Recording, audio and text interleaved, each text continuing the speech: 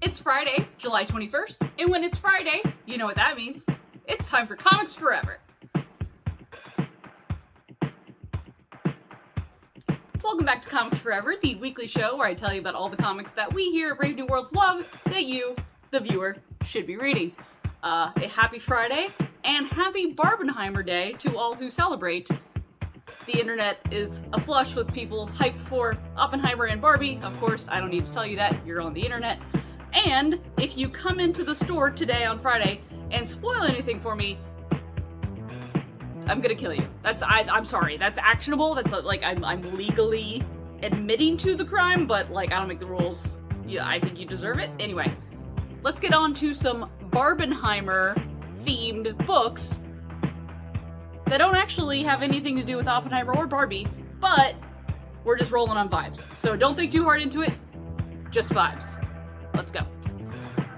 First up for Barbenheimer vibes, it's your Manic Pixie Dream Existential Crisis, It's Lonely at the Center of the Earth by Zoe Thorogood. This book is incredible. If you haven't heard already, she was nominated for every single Eisner this year, and she deserves every single one of them. This book, it's like a meta-narrative memoir about being an artist who feels not good enough.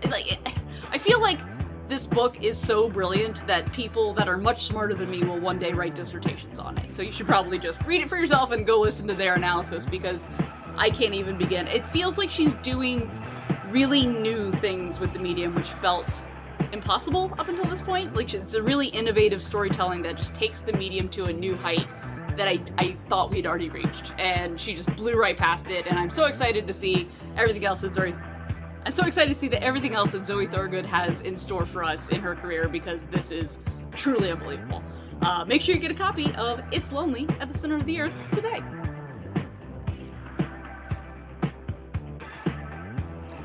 Next up, for Casey's self-imposed Barbenheimer vibes, Ice Cream Man. Do you like your existential dread to be pastel with a dollop of rum raisin? Here you go! Ice Cream Man. I've loved this book for so long, and I feel like everyone in the world needs to pick up at least one issue. It might not be for you because it is creepy as hell and disturbing and upsetting in ways that I'm not fully prepared to explore. It's essentially a horror anthology that is told with the Ice Cream Man as kind of the crypt keeper, if you will. He pops in and out. Sometimes he's part of the story, sometimes he's not, but he's always kind of ever present and very, very creepy.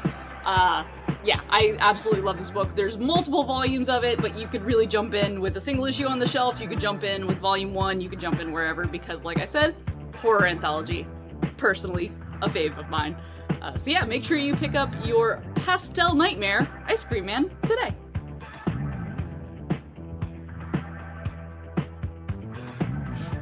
And lastly, a personal favorite of mine, Lady Killer by Joelle Jones and Jamie S. Rich.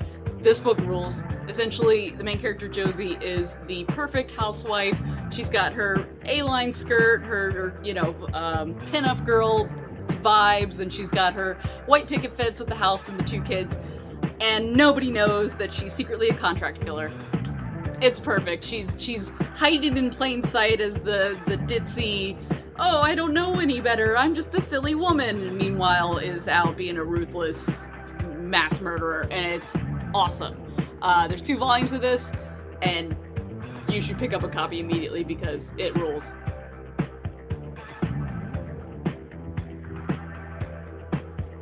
Thanks for joining me for another episode of Comics Forever. Make sure you tune in next Friday for even more comics, even more forever. But in the meantime, this upcoming Wednesday, July 26th, we're going to be doing a signing with Jadzia Axelrod. I already told you about Galaxy.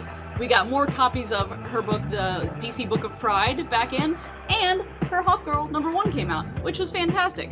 So make sure you swing in next Wednesday from 12 to 2 for Jadzia Axelrod. Comics Forever.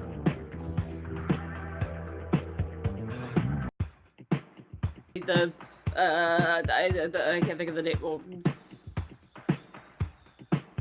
brain broke.